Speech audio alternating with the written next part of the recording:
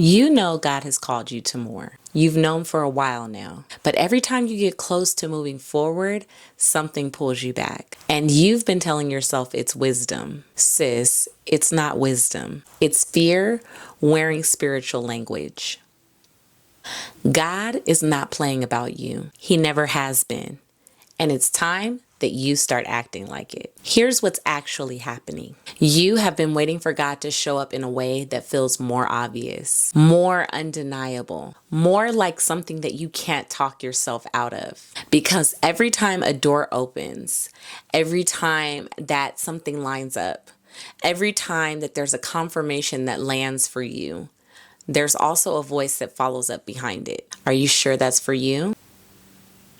What if you misheard?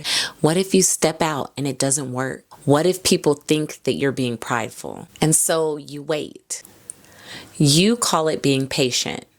Sometimes you call it being wise. But underneath it, if we're being honest, you don't believe that you are fully worth the investment that God is making in you. That is not a faith problem.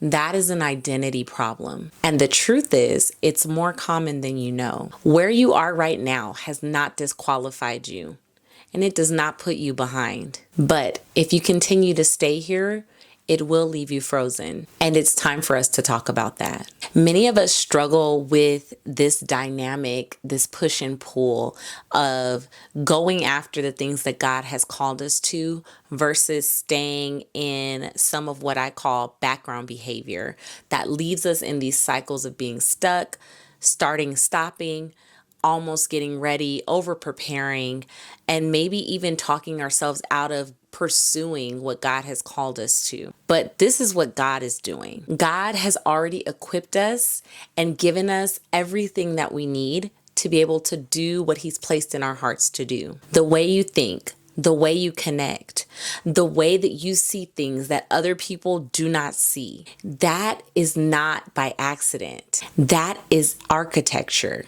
That is God's design.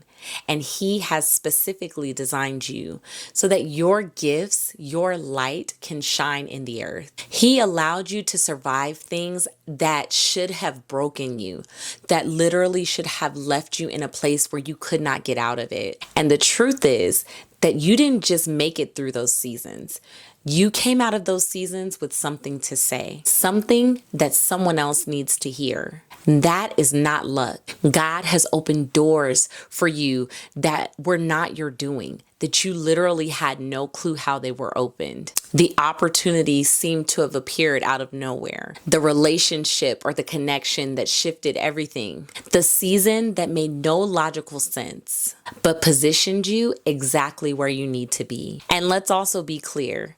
God also closed some doors too. Some of those hurt. Some of them you are still grieving. But look back. Those closed doors protected you. They redirected you. They kept you from a version of your life that could not hold the full capacity of what God had for you. And here is the part that I need you to sit with. You are still here, still sensing, still reaching. You're still feeling that pull forward towards something more. It is not you just being restless. That is not you being ungrateful. That is God being intentional about you on purpose with a plan. And He does not do that for people that He is not serious about. God don't play about you. The question is whether you're going to start acting like it. So what does acting like it actually look like? Let's make it practical. Number 1, stop asking for permission to move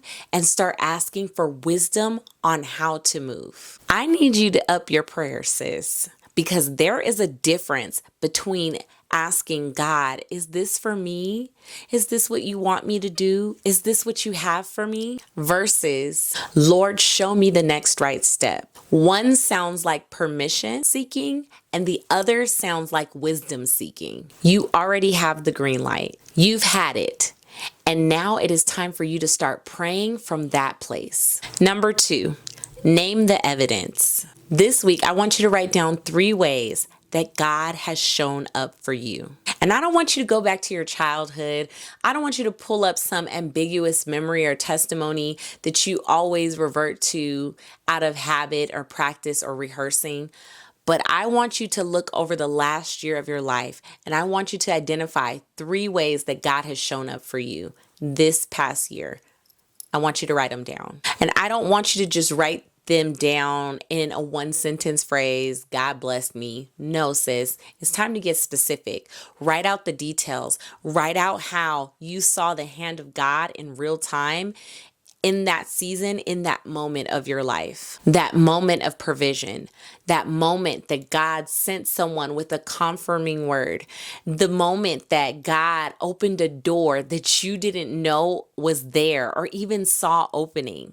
God does not make those kind of moves about someone that he is not serious about. Number 3, take one step that you have been sitting on, not all the steps. Just one step, something that's small, something that you know will just get you moving in the right direction. Send the email, make the boundary, post the thing, register for the class. You have been waiting to feel ready, but readiness is not a feeling. It is a decision, and it's time for you to make the decision this week.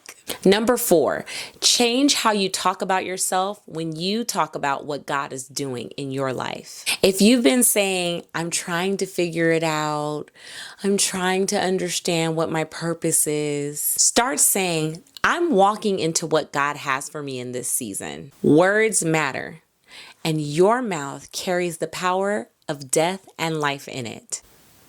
The words that you speak are constantly either confirming or conflicting against what God has declared about you. And I want to encourage you to choose activating, choose alignment, choose to speak the things that elevate and propel you forward. Here is your one thing for today. Find a mirror, look yourself in the eye, and say this out loud. God does not play about me, and I am done playing about myself. Say it like you mean it. Say it until you mean it. This is not about affirmation.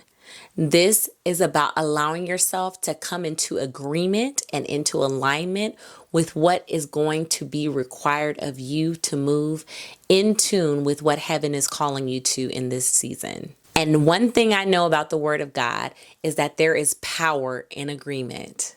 I want to leave you with this. You are not waiting for the right moment. You are not waiting for the fear to disappear. You are not waiting for your confidence to catch up to your calling. You are waiting for the right version of yourself to show up. But here's the kicker. She has been there the whole time. If this landed for you today, I want to invite you to take the next step. Come listen to the full episode of this conversation over on the Bold Becomers podcast. The link is in the description. You were made to shine, not someday, but now. And I cannot wait to have a new conversation with you next time about how to boldly embrace who God is calling you to be in this season.